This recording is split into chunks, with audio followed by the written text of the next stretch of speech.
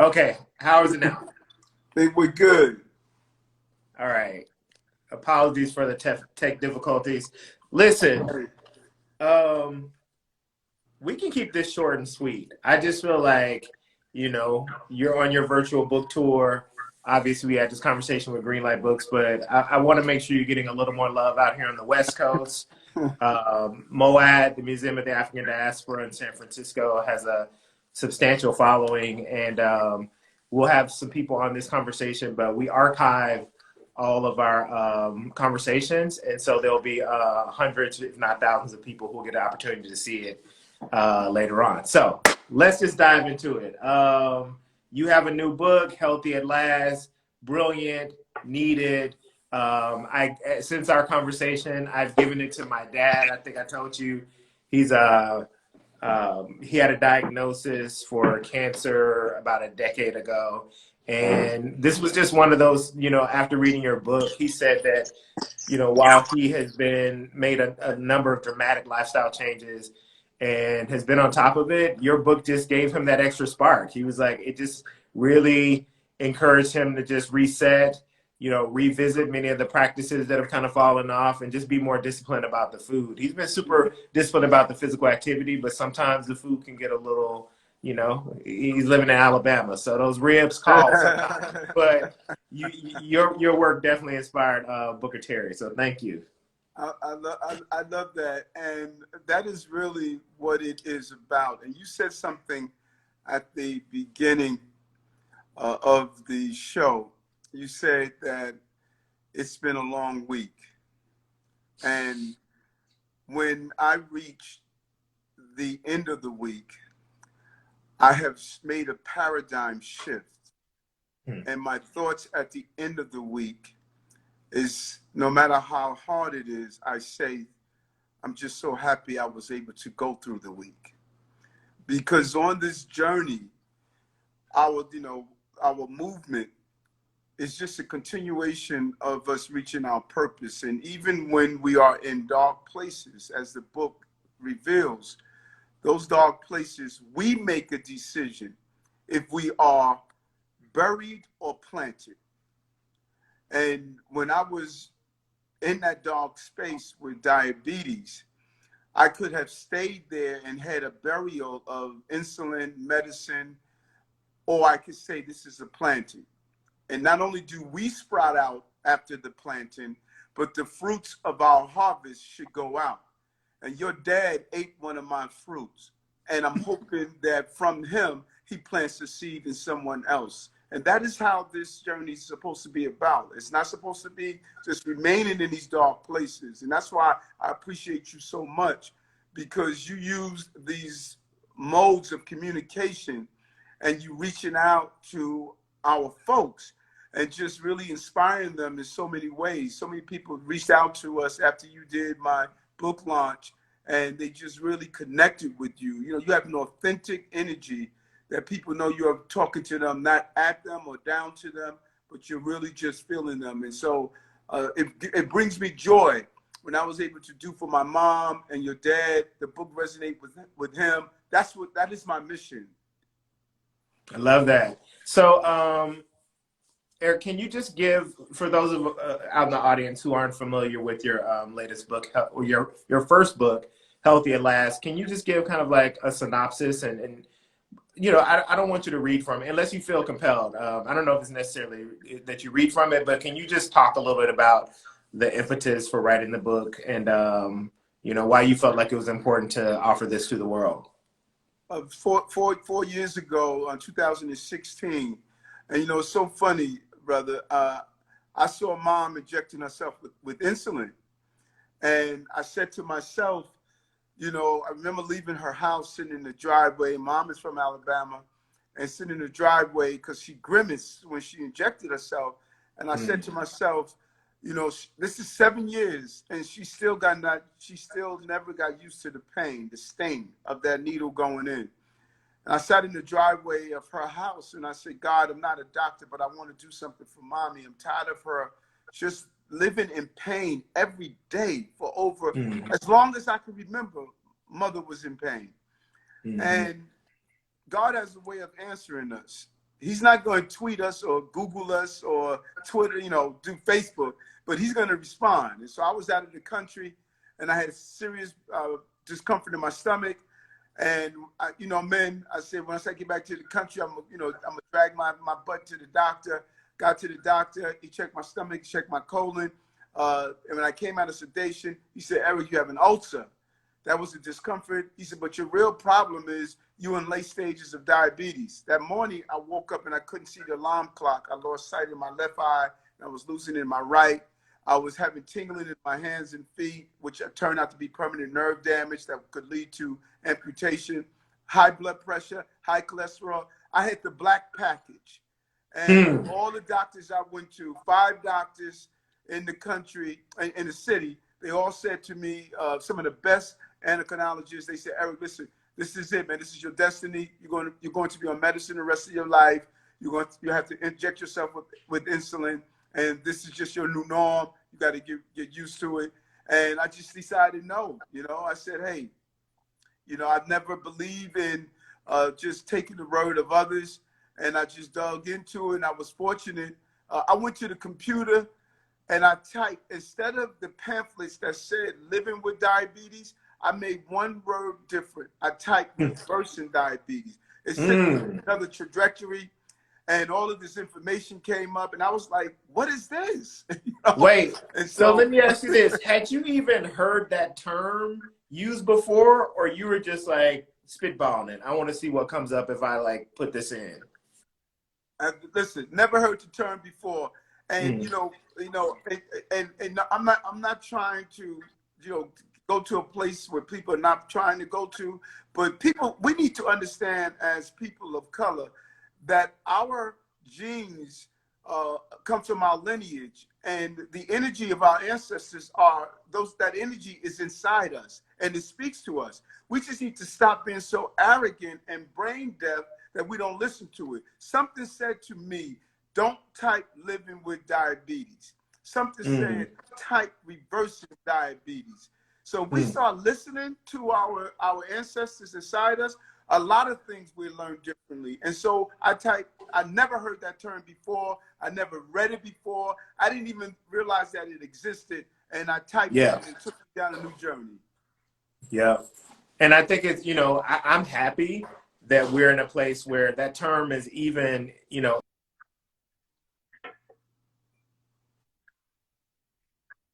people are talking about, reversing chronic illnesses through the kind of changes that you made. Can you talk a little bit about some of those lifestyle changes that you made? And, the thing that I think a lot of people are surprised to hear is how quickly some of those physiological shifts take place when we make those lifestyle changes. So can you talk a little bit about that?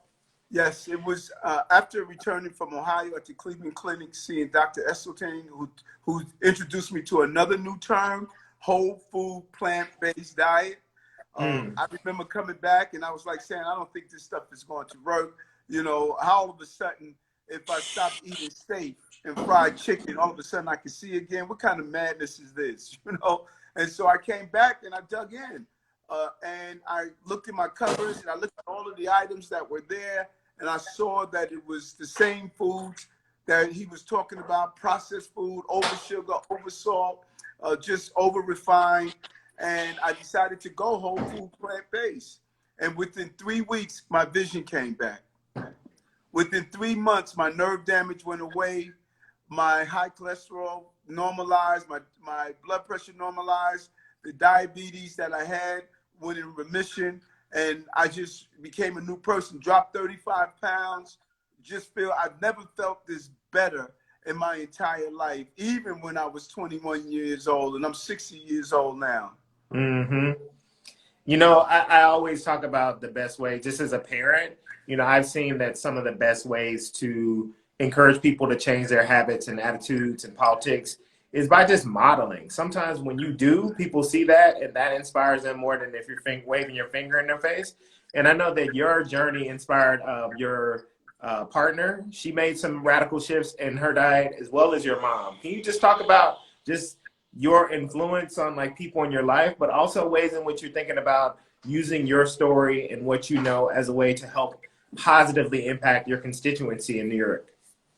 Yes, and particularly with my mom, because I didn't say anything to her. She was just watching me, and then one day I went over to her house. Cause remember how the journey started? It started with her grimacing, and I went over to her house, and we just sat down, had a mother-son conversation, and she basically stated that she was tired of being in pain all the time from arthritis, heart disease. She was taking medicine to bring down her sugar, medicine to bring it up when she was in a hypoglycemic stage, medicine to deal with the kidney damage from all the medicine she was taking, heart medicine. And she was just saying, son, I'm tired of being sick. I want to feel well. And I told her, I said, Mom, you're from Alabama and you're used to this food. You have to be willing to really immerse yourself in this. And she says, I want to try. And 2 months after going whole food, plant-based, Mom cycled off her insulin, and many of the medications were cut down drastically. And it's just changed her whole mindset. She started to find her body weight and just living a different life right now. And so I just want our people to know. I was told at that doctor's office in that first visit that I had diabetes because it was my DNA. Brother, it was never my DNA. It was straight up my dinner. We were sharing not the same bloodline. We were sharing the same breakfast and the same lunch and the same dinner. And it was about stepping away from the foods that imprisoned us. Do you ever, or does your mother, because you talked about her being used to eating the foods that she grew up on, I'm wondering if, do you, or does she try to kind of replicate some of those old school foods that she's used to eating? And I hate the use of this term, but I'm just going to say it for brevity's sake, veganizing them. and that's what's amazing on two levels. Level one, you can veganize the foods you love. Hey, if you love Haagen-Dazs ice cream, look at my book and look at the 3 ingredients ice cream, and let me show you what real taste is about. If you love to have collards, instead of putting that pork, that fried, that oil and all the other stuff, let me show you some real spices that really will bring out the flavor of the food. See, we no longer appreciate and enjoy the flavor of food because we over oil, over salt, over sugar, and we have desensitized our palates that we can't even appreciate food anymore because it has been oversaturated with all of these bad tastes. And so we've learned, we make a mean sweet potato cornbread. We make a mean, different vegan burgers with lentils, mushrooms, black beans. So there are ways to get the texture, the taste that you're looking for, but do it in a healthy way. What's your top 3 recipes from Healthy at Last? If you had to just get the ingredients for 3 recipes, you're stuck on an island, what would you take? my 3 ingredients ice cream, man, it is the bomb. I love it. It is my comfort food when I'm feeling as though I want to just basically, have an opportunity just to sit back on a rainy day and just enjoy something nice. And then what adds to the good taste is I know every ingredient in it, and sometimes I will add more fruits in it. Every ingredients in it is healthy. So I'm dealing with my mind and my body also. The second, I love... Wait, but Eric, hold on a second. I don't have an ice cream maker. How am I going to make your 3 ingredient ice cream when I don't have one of these expensive ice cream makers? That's right. And you know what? You don't even need one. You can go and get a Ninja if you want, or if you have a mixing bowl, you can get a mixing bowl to do so. Or you can even take the frozen bananas, let them thaw out a little, and then put the other 2 ingredients in, and just take your spoon and mix it up in the bowl. You're going to get the same thing that you're looking for. So I believe I have hoodified my book. You know what I'm saying? I hoodify it. I don't have all this stuff in there. I don't say, well, go to Walmart and make sure you pick up the such. No, man, no. You can go to the local bodega, we call it here. the local corner store, find those dry beans, soak them overnight, make your vegan burger. You know, I want to show people how you can live healthy on the cheap, right in your neighborhood. As we fight to get better food in our neighborhood, I want to show us what we can do in the process, because this is not a reason to stop fighting for better, healthy food in our community. But while we get in there, we shouldn't be destroying our bodies while we're in pursuit. And I love my sweet potato cornbread. It is amazing. And I have an amazing stew that's in there as well. Very healthy, a lot of cruciferous vegetables, beans, just some good stuff that's in there. And that's what I say. I tell people, when you get the book, read the recipes first. Because, you know, we want to dispel the myth that eating healthy means you walk around with kale in your pocket all the time. No, man, you can eat healthy and enjoy every moment of it. And I love that you're getting at the issue around accessibility, whether it's because of your geographic location or cost, because that's the barrier that a lot of people immediately come up with, whether it's real or whether they've been convinced. They're like, oh, you know, I can't do that vegan stuff. It's too expensive. I can't spend all my money at Whole Foods, or, you know, it's too time intensive. Like, I don't have 3 hours to make some vegan dish. Can you talk about just the role of kind of like making these type of recipes accessible for everyday people who may not have all the fancy equipment, who may not feel that comfortable, and just I don't know, if you, even outside of your books, if you have any thoughts on how we can create a culture where everybody feels welcome to eat this way and not see it as this kind of exclusive bougie white thing. Yeah, right. I like that, because that's the number one thing I heard at the beginning of this journey. Hey, you know what? This is the white thing. Oh, you know, you think you're too good to eat the food. And then people started to see the commitment, the dedication, and all of a sudden tried it and saw how they were able to deal with some of their chronic diseases. And people started to evolve, you know, and say, wait a minute, there's something here to what Eric is saying. Because I was not talking at people. I was speaking from a very humble place of exposing myself to the fear and trauma of, you know, losing just the basic abilities to move forward. Diabetes is the number one cause of blindness, number one cause of non-trauma, limb amputation, leading cause of heart disease, kidney failures. And so I say to people on two levels. Number one, when you say, I don't have time to do this. Okay, you know what? You will have time to go to the dialysis center 3 days a week, 3 hours a day. You will have time to learn how to use that CNI dog because you no longer have your sight.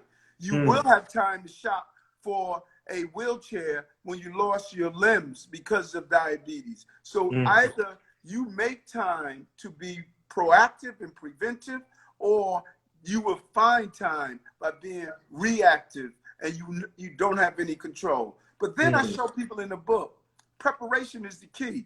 You know, I have meals that are my quick go-to meals for those busy days because my life is extremely busy. You know, then you have meals where you want to sit down and take your time. That Sunday meal that you enjoy, you know, Southerners. Then you have the meals that you could just, you know, pop in and get them done. Lentil noodles with some nutritional yeast, some chopped up vegetables, mix it with some nice spices. That's a quick meal, takes you 8 minutes to make, and it's a wrap. It's done. You could make your vegan burgers made out of lentils and beans, black beans and mushroom. You could freeze them, put in the fridge, and then pop them out as you want with your night. I make my own bread made out of flax seeds, cacao powder, sweet potatoes, and you just have the breads ready. Just pop it in and get it done. So I want to show people how you can fit healthy living in their lifestyle. But I also want to say to them, I build my life around my food. I used to build my food around my life. Those days are over. And you know what's real interesting? What's up? I challenge you to try to give a sister a bogus pair of red bottom shoes. She'll hit you over the head with them. You know what I'm saying? I challenge you to give a brother some knockoff Air Jordans. We won't accept anything knockoff that's external, but we put knockoff food in our body that's internal. We got to think that through. My son said to me when I told him I was diabetic, he said, "Dad, let me tell you something. I saw you go from gas station to put the best gas and oil in your BMW. You didn't put the best food in your body?" Wow. Think about that. I said, you know Yeah. what? That's why I spent all that money. You going to college? I love that. When you were speaking earlier about choices, it reminded me of something that someone told me actually this week, and this woman was basically talking about how anything we do is going to be challenging, and she encouraged me to think about what challenge do you want to take on. So, as you mentioned, if you eat horrible processed standard American food, like that's going to be hard. And eating like a disciplined diet is hard. So choose your hard, Right. Being in a committed relationship is hard. Right. Being out here and single in the streets is hard. Choose which one you want to commit to. And I love that idea of us committing to our health, committing to ourselves, and doing the work to make that happen. Right. And you're right. And you hit on something, because the difficulty will be there. The question is it long-term or immediate gratification?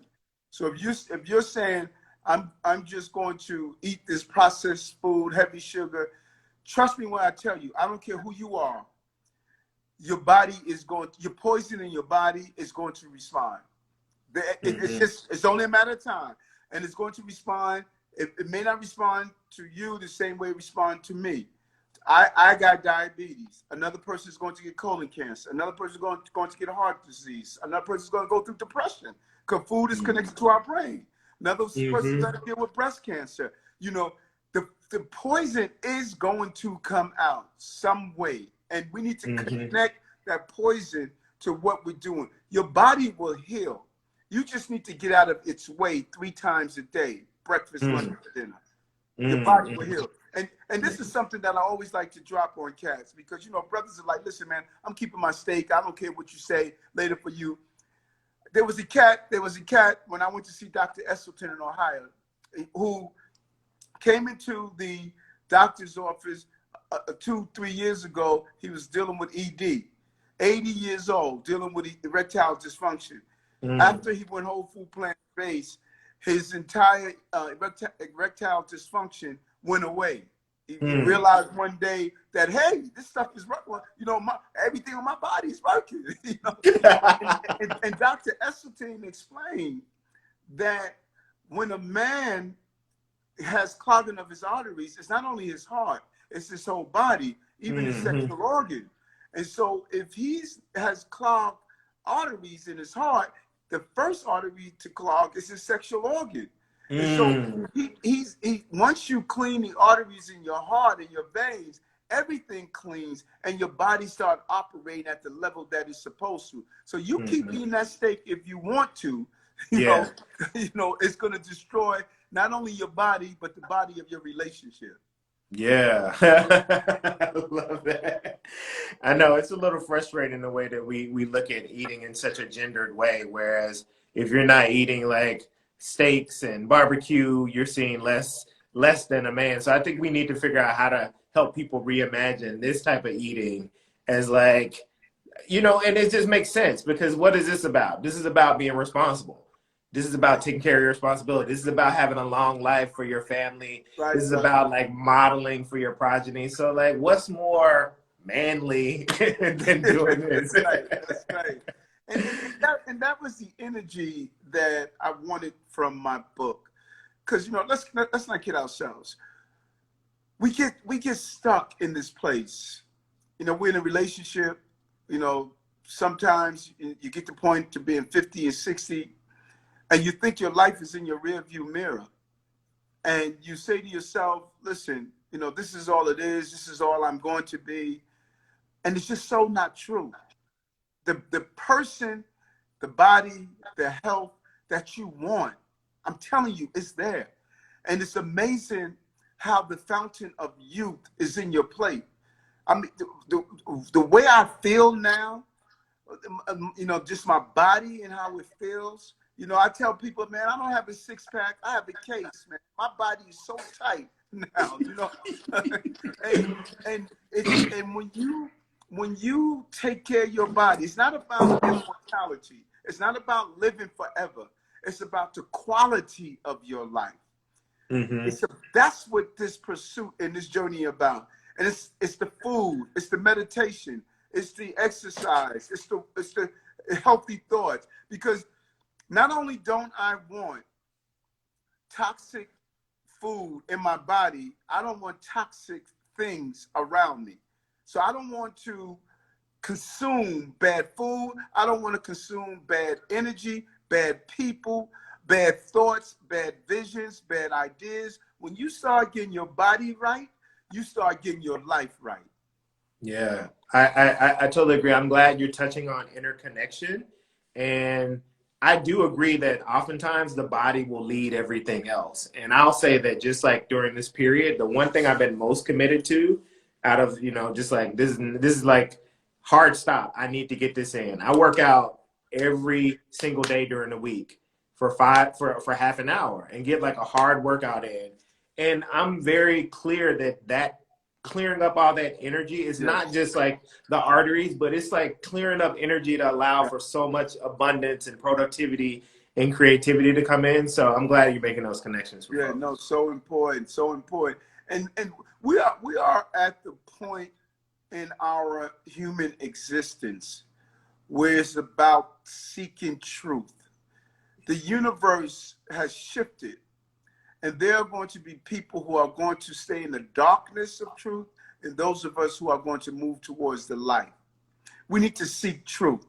And truth is not that you're able to make $1 million in your business, that you're able to obtain a degree. Because you have people who have all of those material possessions, and they're living in a darkness of despair and unhappiness. We need to be pursuing our purpose and truth right now in a very real way. And that is my mission of truth. And in order to learn, we have to unlearn so we can relearn what life and our purpose is really about. Man, Eric, you fit in really well out here in the Bay Area, coming with that hippie stuff.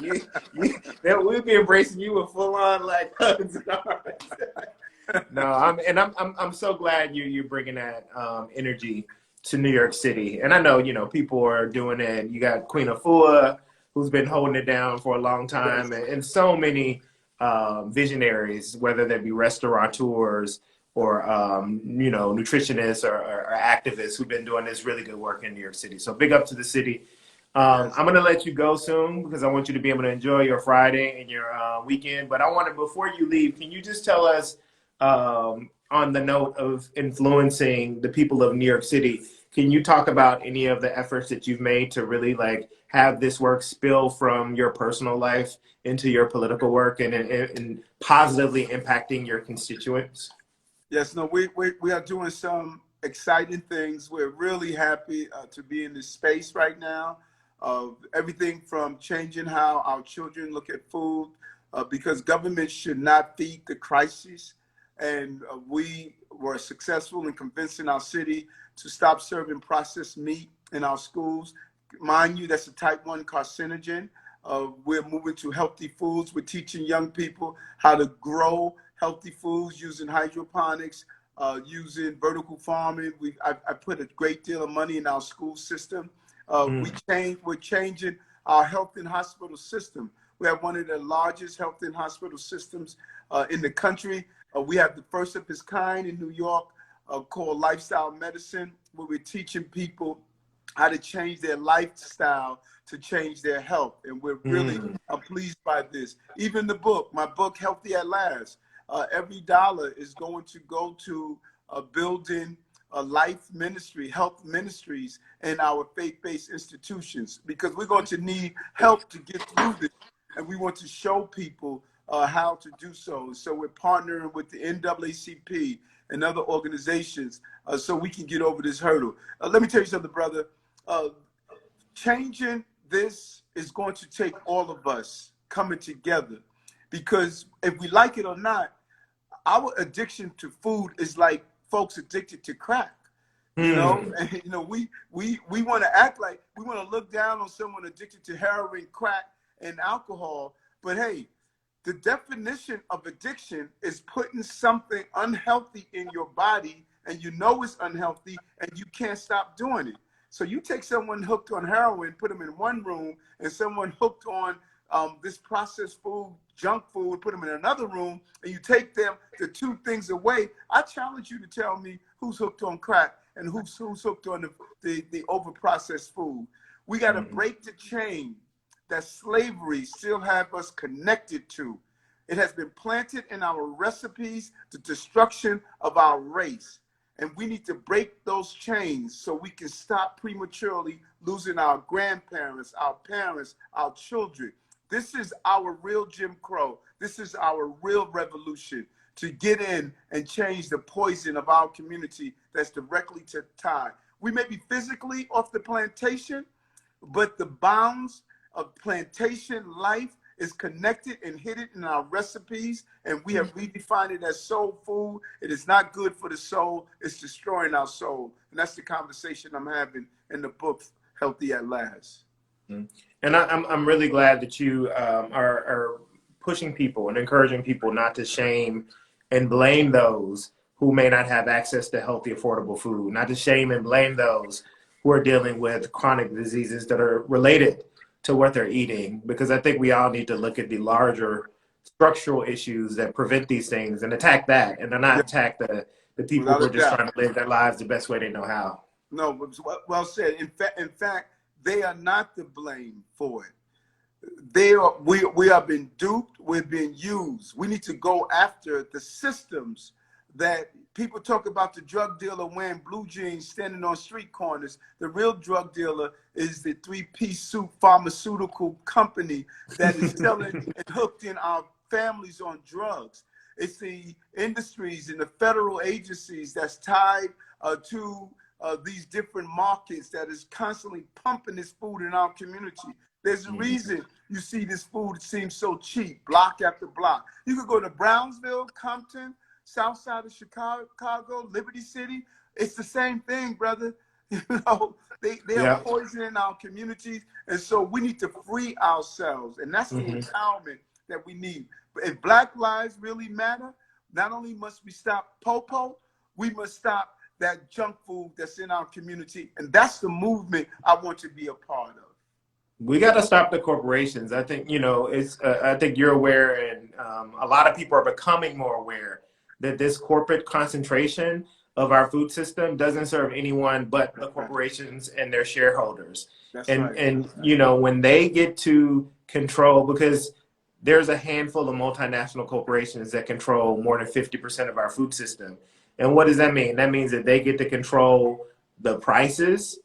They get to determine what seeds are even like available, what's, you know, sold, what's, you know, grown. And then they get to manipulate our understanding, as I think we've gotten at throughout this conversation, with what is healthy, because they use these terms that have no legal definition. They trick us, you know, the tricknology, as the brothers on the corner would often say. And I think that we got to like push back against the way in which we're being manipulated and controlled by this. You know, when I talk about me even deciding to get into this work, I had read Food Politics by Marion Nessel, a professor at NYU in the Food Studies Department. Yes. And when I learned that these corporations spend more on marketing their crappy food than they do producing them, and the fact that they target young children, I just felt like if we don't make that illegal, what are we doing? Because that's criminal that you can target these impressionable kids, you know. So and they're doing it. They're doing it with knowledge. They're well aware. They're well aware what they're doing, and they're doing it with knowledge. And I that's the movement. You know, we need to focus. I mean, I believe, you know, in the Du Bois theory of the talented 10.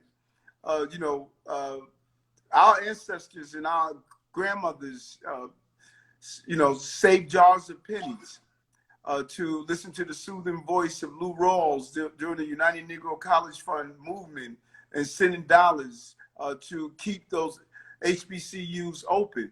And now it's time for those who have benefited from the commitment and dedication our grandparents made. We need to come back and re-energize and rebuild our community, you know. And so I believe that this is our moment. You know, we need to giving back that tithe and offering is not only 10% back in the plate on Sunday. 10% of our lives should go back improving our communities, because those great ancestors that loved us, that built these institutions so that we can come and lift up our community and break the bonds that tied us to the past. We need to stand up this moment. This is our moment. I'm so excited. You know, you cannot tell. It gave me chills when you told me that Eric, my dad, felt something in that book. That means everything to me, because your dad, black men are catching so much hell, brother. All over the globe, black men are demonized. We're the most unhealthy, most incarcerated, least educated, highest unemployment, most dealing with chronic diseases. We're constantly under stress. And if I help another black man, that means everything to me. Yeah. Well, Eric, thank you so much. I want to highlight one of the notes, comment that someone made. They wrote, "Healthy at Last is a fantastic read/cookbook. We're ready for volume 2." So we're hoping that we can get there at some point. But for those who are interested in getting volume 1, can you tell people where you recommend them going to get your book, and then other ways that they might be able to find you and follow you on the World Wide Web? Healthy at Last BK, Healthy at Last BK, all the social media sites. And I am really encouraging people to use this Kwanzaa season, Christmas season, whatever season you celebrate, to purchase the book. Give it as a gift, as a present. Your loved ones may not read it right away. It may sit on their table, and they may come home one day from a diagnosis and start thumbing through it. They may be sitting in the doctor's office and see it on their table. You know, we receive things when we're ready to receive them, when we're receptive to it. And so they can go to any of the sites, any of the major bookstores, and get the book, Healthy at Last. It's a good read. It's a comfortable read. And there's some great recipes inside. You should start with the recipes and then make your way through the book. But let's be healthy at last. Be healthy, y'all. All right. Thank you, Eric Adams, for joining us. Thank you for everyone clicking in. Thank you for Kaiser for funding us. Y'all have a great weekend. Thank you. All right.